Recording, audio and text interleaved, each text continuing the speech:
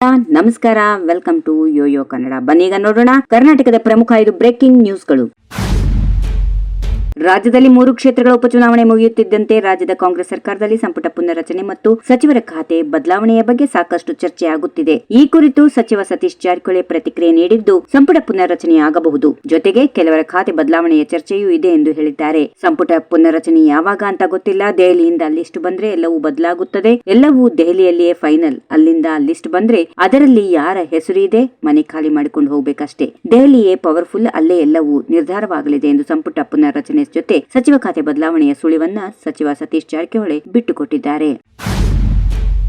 ಉತ್ತರ ಕರ್ನಾಟಕ ಭಾಗಕ್ಕೆ ರಾಜ್ಯ ಕಾಂಗ್ರೆಸ್ ಸರ್ಕಾರ ಏನನ್ನೂ ನೀಡಿಲ್ಲ. ಈ ಬಗ್ಗೆ ನಾನು ಸೇರಿದಂತೆ ಉತ್ತರ ಕರ್ನಾಟಕದ ಎಲ್ಲಾ ಶಾಸಕರು ಬೆಳಗಾವಿಯ ಅಧಿವೇಶನದಲ್ಲಿ ಮಾತನಾಡಲಿದ್ದೇವೆ ಎಂದು ವಿಪಕ್ಷ ನಾಯಕ ಆರ್ ಅಶೋಕ್ ತಿಳಿಸಿದ್ದಾರೆ. ಬೆಳೆ ಹಾನಿ ಪರಿಹಾರ ನೀಡಿದ್ದೆಷ್ಟು, ನೀರಾವರಿ ಯೋಜನೆಗೆ ಎಷ್ಟು ಅನುದಾನ ನೀಡಲಾಗಿದೆ ಎನ್ನುವ ಬಗ್ಗೆ ಉತ್ತರ ಕರ್ನಾಟಕದ ಬಿಜೆಪಿ ಶಾಸಕರು ಚರ್ಚೆ ಮಾಡಿದ್ದಾರೆ. ನಂಜುಂಡಪ್ಪ ವರದಿಗೆ ಚಾಲನೆ ನೀಡುತ್ತೇವೆ ಎಂದು ಸರ್ಕಾರ ಹೇಳಿ ವರ್ಷವಾಗುತ್ತಾ ಬಂದಿದೆ ಎಂಬುದು ಕೂಡ ಚರ್ಚೆಯಾಗಿದೆ. ಇದನ್ನ ಸದನದಲ್ಲಿ ಪ್ರಶ್ನಿಸುವ ಮಾತಾಡುವ ಬಗ್ಗೆ ಶಾಸಕರು ಹೇಳಿದ್ದಾರೆ. ಕಾಂಗ್ರೆಸ್ ಹೇಳಿದ್ದು ಏನು, ಉತ್ತರ ಕರ್ನಾಟಕಕ್ಕೆ ನೀಡಿದ್ದೇನು ಎನ್ನುವುದರ ಬಗ್ಗೆ ಶಾಸಕರೇ ಮಾತನಾಡಲಿದ್ದಾರೆ ಎಂದರು.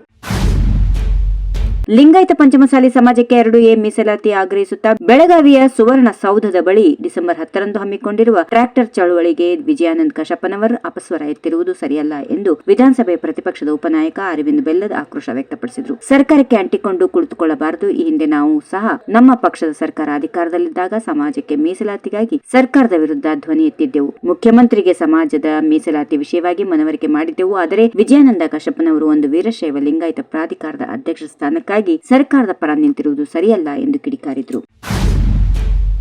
ಬಿಜೆಪಿ ರಾಜ್ಯಾಧ್ಯಕ್ಷ ಬಿವೈ ವಿಜೇಂದ್ರ ವಿರುದ್ಧ ಮತ್ತೆ ವಾಗ್ದಾಳಿ ನಡೆಸಿರುವ ಬಿಜೆಪಿ ಶಾಸಕ ಬಸನಗೌಡ ಪಾಟೀಲ್ ಯತ್ನಾಳ್ ಗಂಭೀರ ಆರೋಪವೊಂದು ಮಾಡಿದ್ದಾರೆ. ನಮ್ಮ ವಿರುದ್ಧ ರಾಜ್ಯ ನಾಯಕರು ಹೈಕಮಾಂಡ್ಗೆ ದೂರು ನೀಡುವುದಾಗಿ ಹೇಳಿರುವ ಬಗ್ಗೆ ಮಾಧ್ಯಮಗಳು ಪ್ರಶ್ನಿಸಿದಾಗ ನಾನು ಸ್ವಾಗತ ಮಾಡುತ್ತೇನೆ. ಭ್ರಷ್ಟಾಚಾರ ಆರೋಪ ಇದ್ರೆ ದೂರು ನೀಡಲಿ. ಡಿಕೆ ಶಿವಕುಮಾರ್ ಮನೆಗೆ ರಾತ್ರಿ ಹೋಗಿ ಈ ವಿಜೇಂದ್ರ 20 ಪತ್ರಕ್ಕೆ ಸಹಿ ಹಾಕಿಸಿಕೊಂಡು ಬಂದಿದ್ದಾನೆ. ಆ ವಿಡಿಯೋ ಇದೆ. ನಾನು ಕಾಂಗ್ರೆಸ್ ಜೊತೆ ಕೈ ಜೋಡಿಸಿದ್ದೇನೆ ಎಂದು ಆರೋಪ ಮಾಡ್ತಾನಲ್ಲ ಬಿಸಿ ಪಾಟೀಲ್, ಅವರ ವಿರುದ್ಧ ನನ್ನ ಬಳಿ ಸಾಕ್ಷಿ ಇದೆ ಎಂದು ಯತ್ನಾಳ್ ಹೇಳಿದ್ದಾರೆ.